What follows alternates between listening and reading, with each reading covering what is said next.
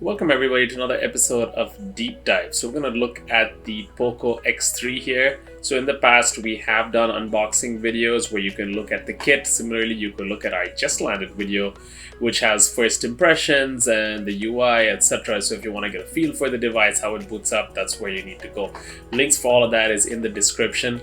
But here we're going to look more specifically at the camera, look at some picture samples, look at the videos, talk about the screen, and finally wrap up with the battery and some closing comments. So first off, we gave our phone to Phoebe and asked her to click some pictures when she was out for an evening snack. So she was out with some friends and she clicked some pictures of food and of course took some selfies. In terms of the camera setup, it's a quad camera setup. The primary sensor is a massive 64 megapixel sensor. It also has an ultra wide and two 2 megapixel cameras. As I've mentioned before, those two 2 megapixel sensors, the one for depth sensing and macro, well, they're not really that useful. It's more for making up the quad count.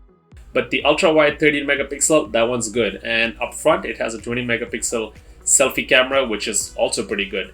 The primary rear sensor is capable of shooting 4K video.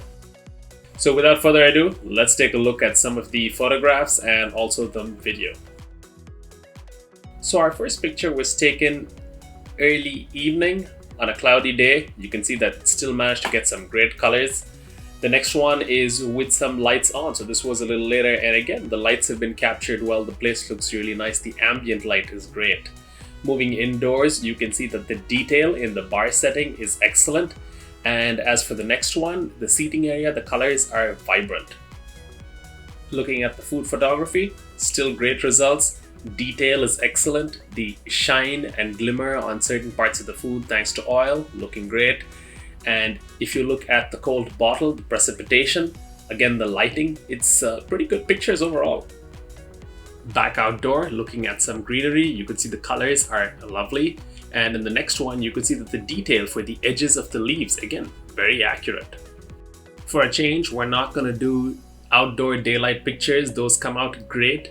We're going to do some late evening shots. So we have Phoebe here with some evening lighting, and you can see that the shadows and highlights are captured wonderfully. Comparison, we've taken the Christmas tree in the evening and also at night, and you can see that it does a good job with night photography.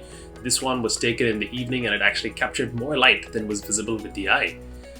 But then we tried the same shot with night mode and you can see it's gathered so much more light information. This one is to give you a comparative look at night mode versus just the regular mode. One more comparison picture here of a picture taken at night with night mode on and without it. I personally prefer the one without the night mode. And lastly, looking at the selfie, you can see there's quite a bit of face smoothing, so there is beautify in effect. Testing the camera's video capability, we're doing a slow pan of the garden area. You can see that it's captured some lovely greens. The color is very nice.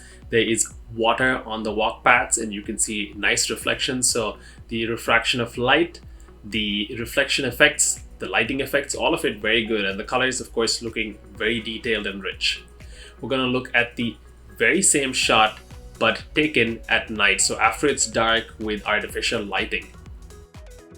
So here you can see that it excels in the same areas. Again, the reflection in the water, the lights in the water, very nice. So there is good night video, I guess, as long as there is some lighting in the scene. You can see the people walking in the background. Colors are still good, so you can see the reds in the decoration. You can see some of the colors of items in the store windows. So overall, very good in terms of detail and picture quality.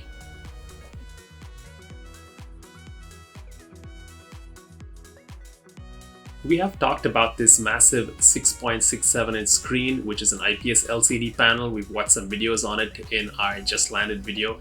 So here what we're doing is testing usability. So Phoebe is sitting at Fridays and just scrolling through some of the pictures that she's taken. She is under direct light and the screen is still sharp and readability is good. You can see that it's a glossy screen because it is shining.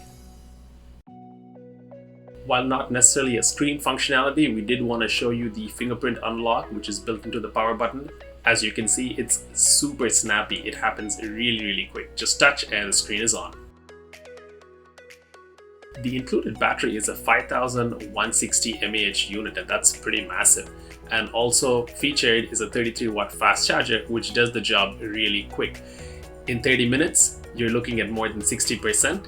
And if you give it an hour, you're well over 95%. So that's some pretty fast charge times. If you use the included charger, it does say turbocharging on screen, but if you connect it to any other charger, it does not say that. The animations for charging are also pretty nice. And if you want to look at the complete charge matrix, do hit pause for that section.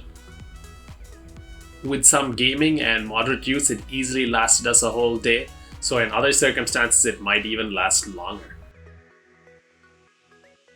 So wrapping up, what did we think of this phone? To be honest, this is an absolute no compromise phone. And given the price point, it's really hard to fault it or suggest something else. This is beyond mid-range and almost in flagship territory. Those are some massive specs, which gives you great performance. And in terms of usability, it's excellent. My only gripe was the large dimensions, which makes it awkward sometimes for one-handed use. And the photography, though good in most cases, when taking pictures at night of subjects which are not well lit, yeah, it did not stack up against flagships very well. But excluding those two niche situations, this is one hell of a package. Easily the best, and I would highly recommend it to anybody who needs a good all-round phone with very little compromise. Hope you are enjoying our videos. Do subscribe for additional tech content like this, and we will see you in the next one.